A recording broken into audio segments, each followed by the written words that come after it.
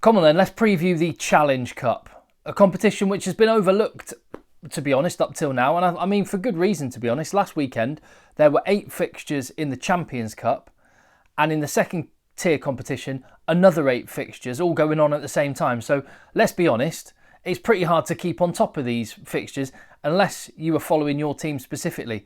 But, however, this weekend, there are 8 games overall, 4 in each competition, so a chance to have a look at the quarter-finalists in the Challenge Cup. And when you actually have a look at the fixtures, some pretty interesting matchups as well. If you love your rugby content, I'm Tim, this is Egg Chasers. Hit subscribe on the channel, give the video a thumbs up, and I want to know your comments down below. Who do you see coming out on top in the 4 games, starting with the one that gets the whole Champions and Challenge Cup weekend going, Gloucester at home to the Ospreys. There's always something very special about an Anglo-Welsh match, particularly at Gloucester.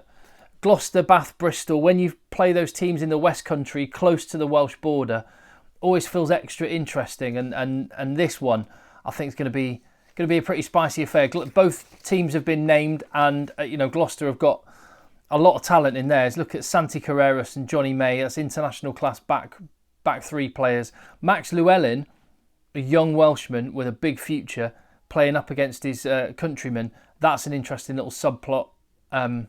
We know Stephen Varney, whilst he plays for Italy, he's got Welsh heritage, so it'll be a special game for him as well. The one matchup I'm looking at most of, obviously Zach Mercer is a guy that wants to stake his claim for an England spot in the summer tour. But Lewis Ludlow, the captain at 7, up against Justin Tipperick for Wales. That's a couple of experienced lads. And yeah, the 2 captains both wearing 7.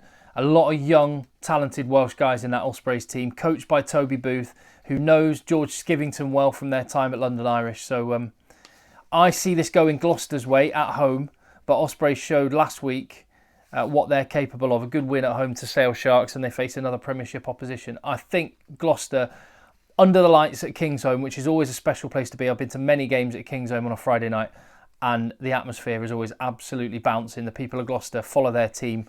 Win, lose or draw. There's been more losing this season than they would have liked, and that means that for Gloucester, the season comes down to tonight. And to keep their season alive meaningfully, it comes down to tonight. So, moving on to the next fixture then, and from the west coast, from the west of England to the east of South Africa, Durban is going to be the venue for a game that happened only 2 weeks ago in the URC. Then it was 23-13 between the Sharks and Edinburgh. And again, much like with Gloucester, for the Sharks, their season comes down to this game. They had a thumping win against Zebre last week. They won 2 weeks ago in the URC against Edinburgh. They're starting to finally gather a little bit of form. And with the players they've got, I mean, obviously this season's been massively disappointing overall. It could end with some silverware, because look at their team. Lakanyoam, Makazole Mapimpi, Hendrickse, Fassi, Mbanambi and Che, Cock. You look, there's a legitimate case to make. Not a hard case to make either, that the Sharks have the best front row in any club team in the world. It's ridiculous, the talent they've got. They could grind any team they come up against into a pulp. Fortunately for Edinburgh, they've got some fine Scottish front rowers in their ranks. W.P. Nell, De Bruyne as well. Proud Scotsman. And hopefully they can get proud Scotsman Pierre Schoeman back to take on the Sharks. Being a little bit cheeky, obviously. Duan van der Merwe on the wing as well. So there's a nice little South African subplot going on with this.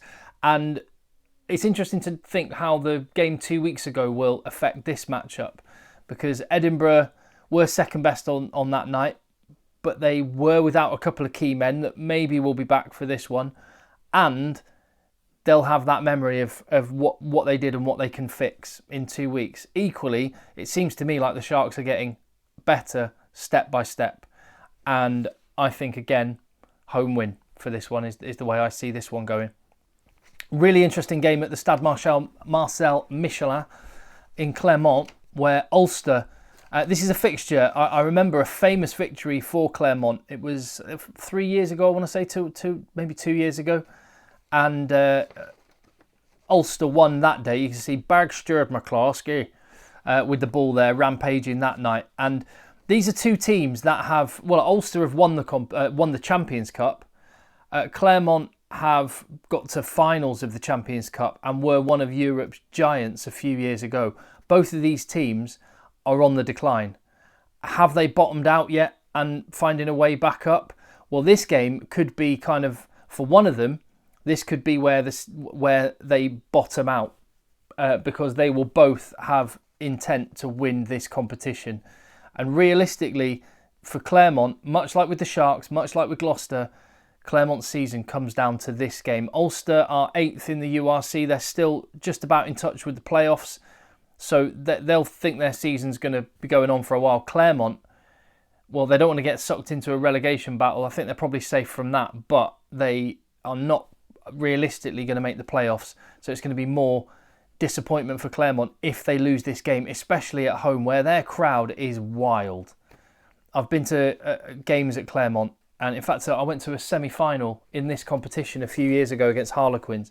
One of the most rowdy atmospheres I've ever experienced. It will be so noisy for this one, and what a chance to maybe win some silverware in this competition. It's interesting to see Nathan Doak at 10 for Ulster, and I mean, they've got class, haven't they? They've got Ian Henderson, they've got Nick Timoney, Stephen Kitsoff.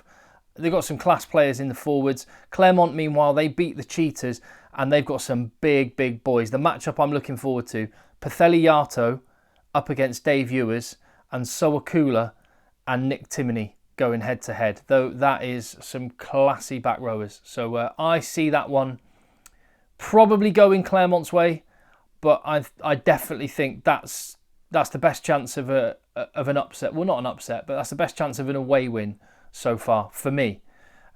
However, I actually am going to back Connacht to do the business in Benetton. This is a big game. Another match, just like the Sharks against Edinburgh. This fixture happened 2 weeks ago in the URC, and on that occasion, it was a last-minute try that got a late win for Benetton, 18-14. Very little to choose between these two teams. Benetton are currently 6th in the URC table. When they have all of their Italian international players available, they look really good. Connacht are 10th, but only 4 points behind Benetton in the table, so very similar run of form. Really good away win for Connacht in Po last week. Wasn't the first choice Po team, but it wasn't far off it either. So what I'm looking at, well, particularly, what a matchup. Juan Ignacio Brex and Tommaso Menoncello, player of the Six Nations, up against Bundy Aki, who has been basically the best player in his position over the last year or so. That's a really interesting matchup. Also, Michele Amaro against Cian Prendergast. Prendergast has been very close to getting in and around the Irish squad. I know he's been in training squads, he's had the odd cap, but he's looking like a guy that I thought he was going to have forced his way into the reckoning by now. Maybe this summer, we'll see. But 18-14 2 weeks ago, and that was without Bundy Aki, Finlay Beelum. For those guys who are involved, I think Bundy Aki could be worth the 4 points difference between the teams. And you know, I'm going to predict a narrow Connacht win for that one. So what am I going for? I'm going for Gloucester, I'm going for the Sharks, I'm going for Claremont, and I'm going for Connacht. So that would leave it with, yeah, that would be cool. That would leave it with one English team, one South African team, one French team, one Irish team in the tournament. I mean, cool. Not for Scotland and Edinburgh. Good luck in their game. That's how I see it. Tell me your comments down below.